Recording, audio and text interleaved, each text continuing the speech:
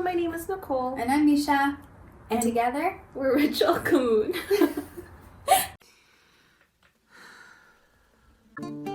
Listen for my how.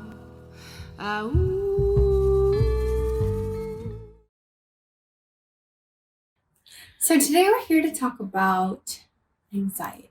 But we kind of wanted to, one, give you some of our own personal stories with it, and also a lot of the commonalities that we've seen with clients and groups that we've worked with around this issue, and maybe bring a new perspective and also some common knowledge to everyone.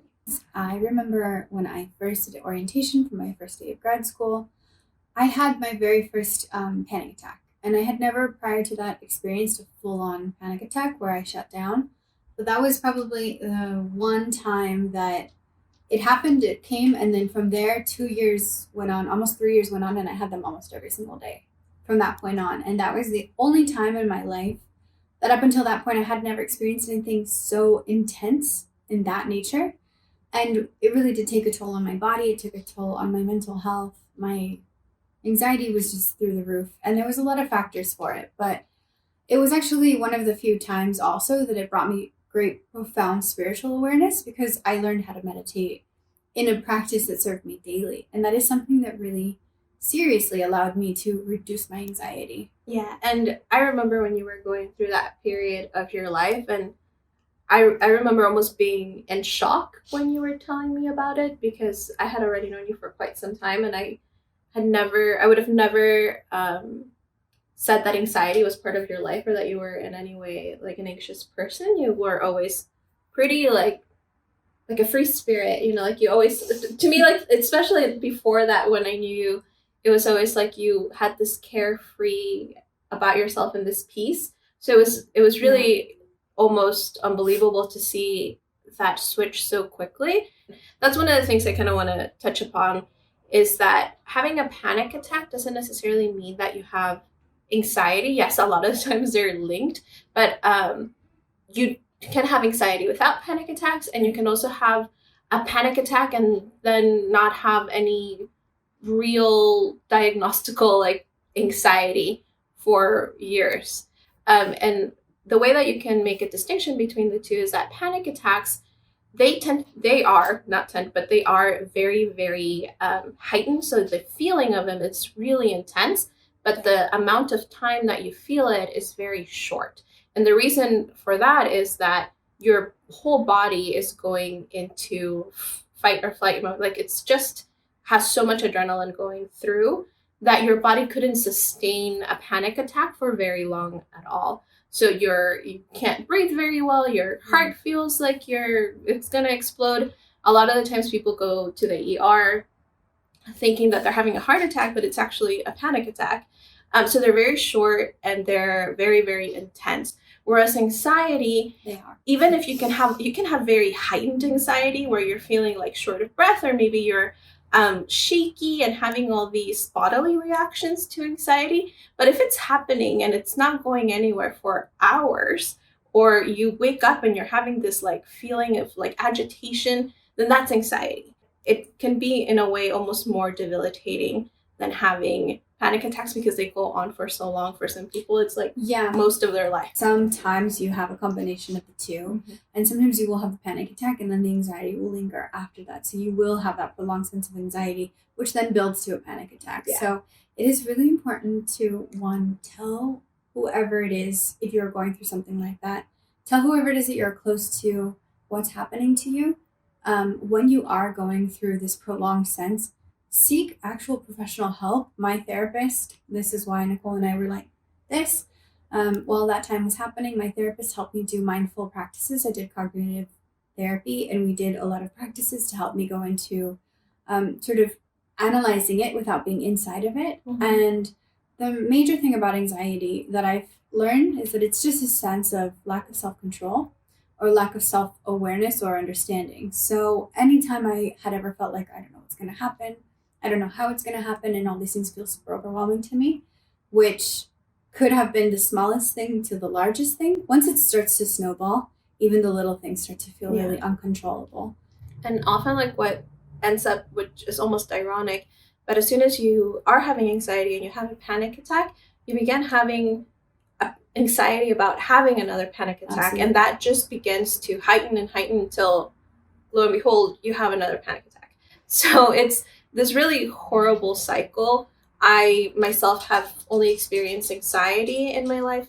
Thank goodness, never a panic attack, but I have seen people go through it, and I have a really close relationship with Misha, and I definitely saw her go through all of that. And kind of like you said, lack of awareness, and also all these, the type of thoughts that you're having almost feed into that anxiety. And the reason that cognitive behavioral therapy was so effective for you, it might not be for everybody. You have to really choose your therapist and what is going to resonate with you if you're going to go down that path. But a lot of the different ways of thinking can cause that anxiety. And anxiety is very much a disorder of the future, right? Like you are fearing all this unknown. You're not rooted in the now and what's going on and what you can tangibly, truly know and have control of. But you're starting to think about, like, what if I fail my test tomorrow? And what if I fail my SATs? And what if I don't get into this school? And what if my boss gets mad at me? And what if my children don't do this? So what if becomes almost a motto in anxiety. And with that comes like you becoming a fortune teller, you deciding that you can somehow know what the future is going to look like, which is completely not true. And also a lot of defeating conversations that you have with yourself. Like, if I fail at this and this is not going to work out and this is not going as planned, then this means that I'm not a good person, that I have failed, that I can't control my life. And none of it has happened. It's all your mind basically leading you down this horrible pathway. That the more you do it, the easier it becomes to do. And that's a brain mechanism that's going on with different neurotransmitters that are making these little roads in your brain, making you think this way over and over. And so it's really important to have practices like meditation or talking to friends or having pets or something that takes you out of that and kind of makes a roadblock in that little road in your brain that's making you go down that same awful path. A lot of what I do now in terms of helping the community with anxiety is just giving tips and tools. And sometimes I have meditation sessions with people who are highly anxious to help them come down from it. So something that I'd like to share today in this video is just a simple breathing exercise. I'm not going to show you how to do it, but I'm going to tell you what it looks like. So when we breathe in, and out, when we do it in a specific way, it triggers the parasympathetic nervous system and the sympathetic nervous system. And when we speak to the anxiety, we want to reduce our heart rate. We want to slow down the fight or flight. We want to change the fight or flight switch. So what we do is instead of inhaling with the same amount of breath as you exhale, you inhale for a 3-second breath. You're going to exhale with 6 breaths. So for example, you breathe in for 3, and then you exhale for 6. Yes, good job. You did it. And you continuously do that. And what that does is it activates the parasympathetic nervous system and it slows down your heart rate. It slows down your response system. And you will actually vividly feel more calm. You will feel as if your response is slow. It's slowing down. That is a great way if you are going to try to integrate breathing techniques into your practice to help with any kind of anxiety. I would say start doing it when you're in calm states, like before you go to bed or in times in your day that you don't feel heightened, just so that your body starts to learn what that feels like. So if you're already calm and you do your breath and then you become more grounded and more calm, your body's going to start to recognize, you're almost going to have like bonus points, right? Like saved up of knowing how that feels, so that when you are in a state of anxiety, in that state or a panic attack, you're not thinking, like your brain, you cannot make that kind of decision of like, let me go get my mat and breathe and sit down. It's not going to happen, right? But if have practiced it and you've done it throughout the day, it's more likely that you're going to have that tool to just kind of pull out of nowhere where you are starting to feel that, being aware and being like, ooh, like, let me take some breaths. And all it takes is maybe 2 or 3 breaths for you to maybe prevent something from happening, or at least lessen the intensity of it. Yeah. And one of the other things that really does help are affirmations.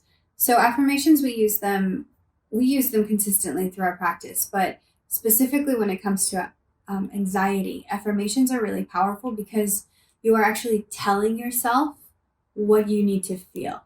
And you're allowing yourself to feel you're allowing yourself to separate from the anxiety, and you're coming back into a space of, this is how I want to feel, and I'm going to allow this to pass and come back into this space. So I specifically recommend it for if you're going through a panic attack, allowing yourself to separate from the panic attack, watching yourself go through it, but then to come back after, the shakiness and the sort of like, oh my God, what just happened to me? Bringing yourself back into a state of, this is now how I want to feel and how I want to be, because it takes a long time to readjust back to normal. Yeah. And even if you're feeling it come on, if you do experience panic attacks, you know that something is going to happen. You feel like, oh my gosh, I feel like I'm not okay, and I'm probably going to have another one right now. Yeah. So before it happens, you can also start the affirmations, and it'll actually bring you back down to a place of where you want to be. You can say things like, I am safe, or everything is okay, like this will pass, whatever it is that you resonate with.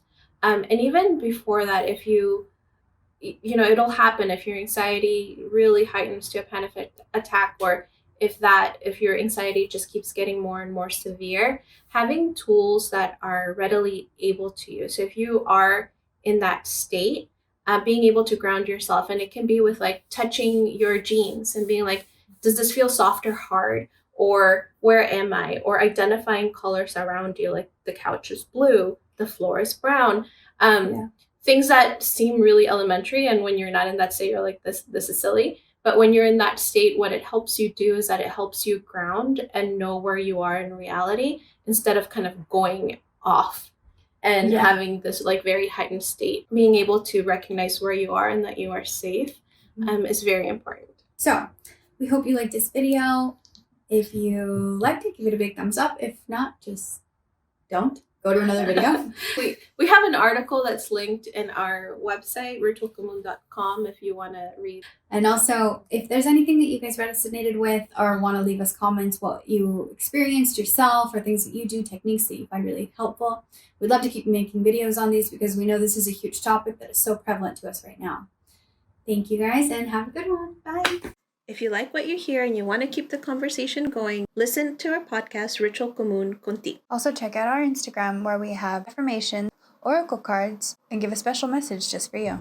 Make sure to check out our website, ritualcomún.com. Inhala, Exhala. Inhala, exhala.